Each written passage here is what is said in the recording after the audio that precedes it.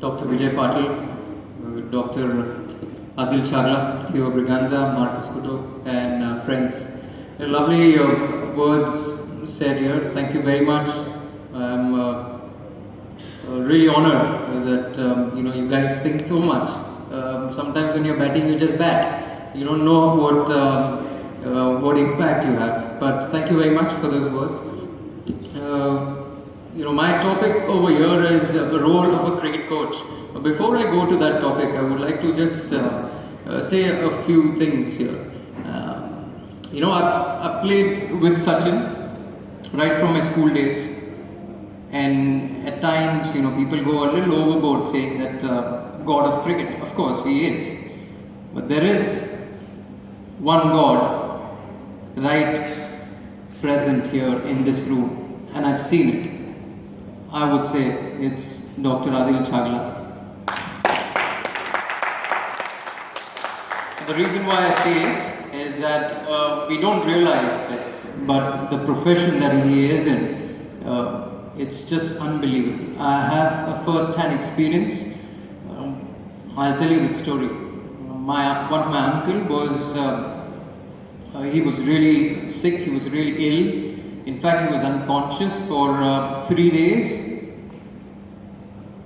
I happened to call Dr. Chagla, and surprisingly, he was in a cricket match. At the lunchtime, I gave him a call and I said, "Doc, you'll have to do something here because my uncle is unconscious for 3 days." On the phone, this is a conversation on the phone at the lunchtime. He said, "Okay, read out the report." And I read all the reports of what I had. He said, "Okay, fine, let me finish my batting and then I'll come and I'll operate him." And I said, "Fair enough, I didn't want to mess around with it." So it happened exactly what he said. In the evening, he walks into the hospital. So basically his day started from 7 o'clock in the morning because he went for a game. He fielded, he batted. In fact, he scored a 50 not out, if I'm not mistaken. And then at 7 o'clock in the evening, he started to operate my uncle. That operation lasted for 4.5 hours, and at about 11:30, he tells his nurse, because we were a little tense, what's going to happen, we were really tense because it was a question of life and death for my uncle. At 11:30, he walks out of the operation theatre. I didn't have the courage to go in front of him. He said to his nurse, "Please call Amol and his father." We walk into his room, really eager to listen to what was the result of the operation. For the next 20 minutes, all I heard was about cricket. And here I am, shaking in my legs, my whole family is waiting outside, what is going on? All he talks is cricket. After 20 minutes, I just took that liberty of just disturbing him in his talk. And I just asked him, "Okay, by the way, how is my uncle?" And he said, "Fine, absolute fine. He will be discharged within 3 days." That's Aadil Chagla, and that's one of the reasons why I say there is God in this room.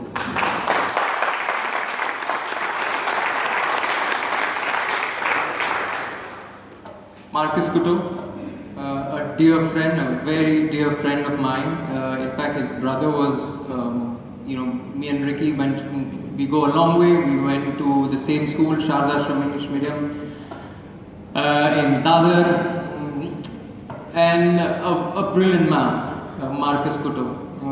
Went on to do multiple things in his life, and absolute passionate about the game, starts new foundations, different ventures he gets into, an absolute gem of a person.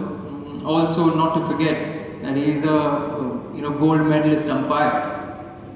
And I was always told when we were growing up in cricketing circles, I was always told in the maidans, umpire la naraz nahi karaycha.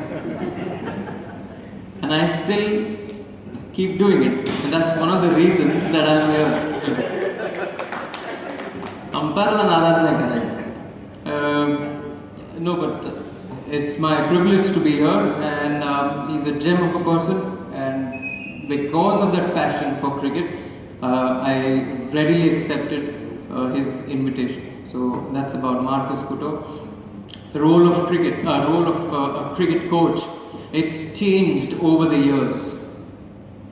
I think I would be the ideal candidate to speak about this because it's transformed in the last 2 decades in India, the role of a cricket coach. When I started playing cricket, the coaches of they were not team coaches, they were individual coaches.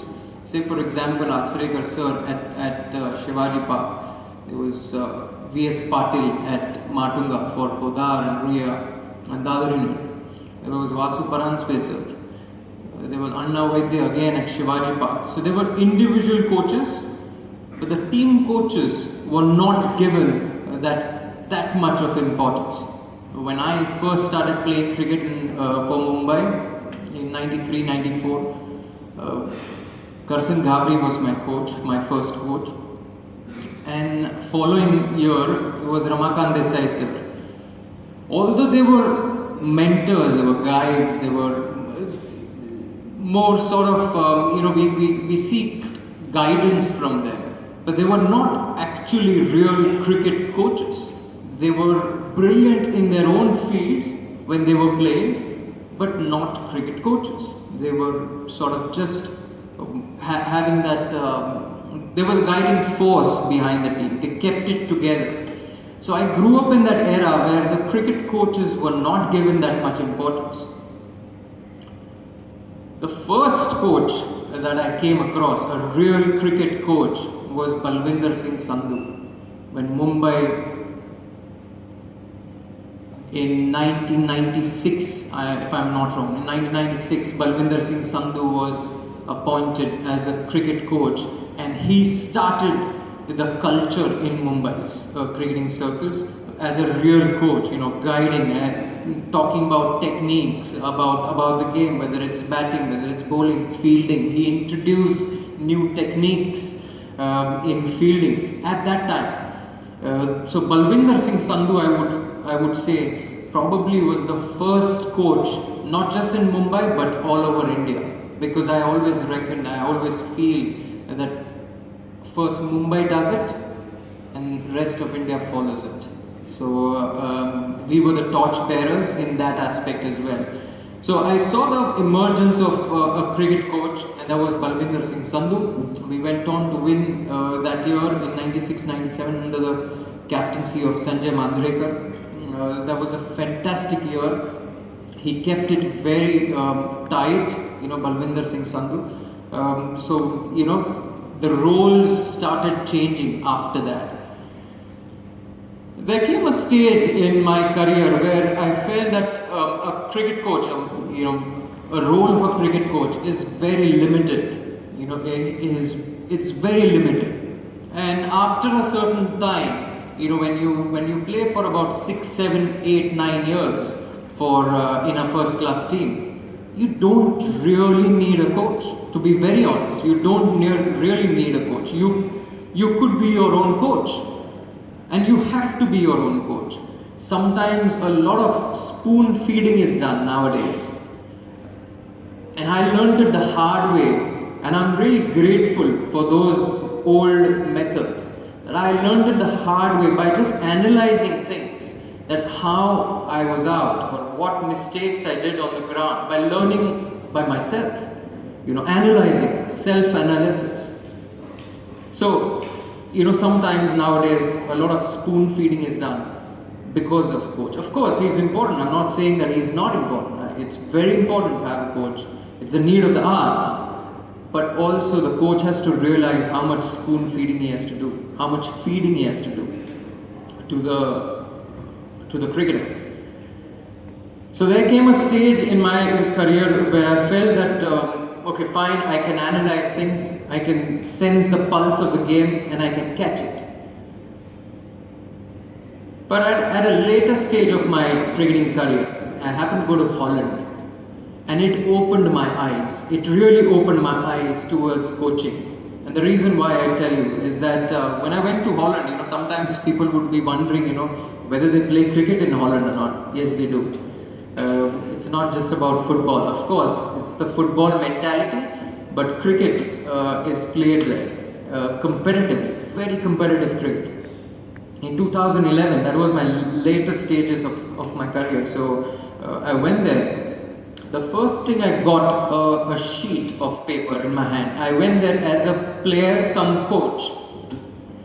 And their definition about a cricket coach is completely different, absolutely different. I came from a thinking, in Mumbai, coach ka kya kaam hai, theek hai, chalta hai. But over there, I got a sheet of paper in my hand the very first day I land, saying my next 2 months itinerary, hour by hour.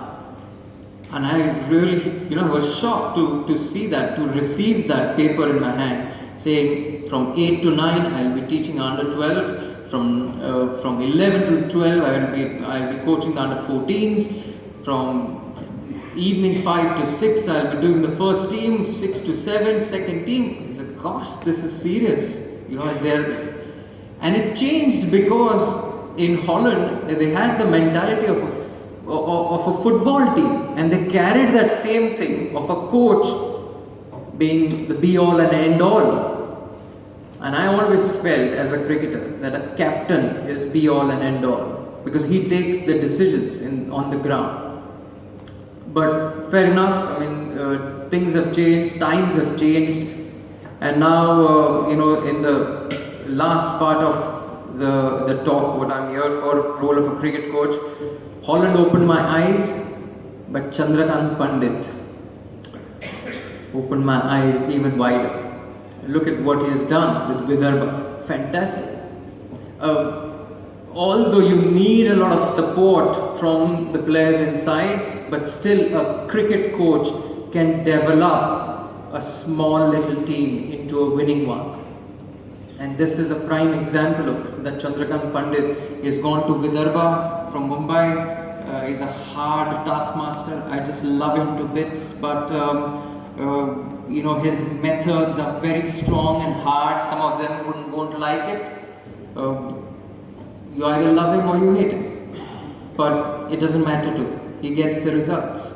So over the years, a role of a cricket coach has changed. And by now, I think we all realize that in IPL, a cricket coach is a very important one, because he picks the team. He does a lot of maneuvers on the field.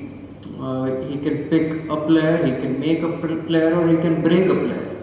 So I think the roles of a cricket coach has changed over the years, and hopefully you'll see a change in the next 5 years also. The dynamics of cricket by T20 cricket has changed, and over the years you will see the difference again, that a cricket coach would be even more powerful in the next 5 years to come.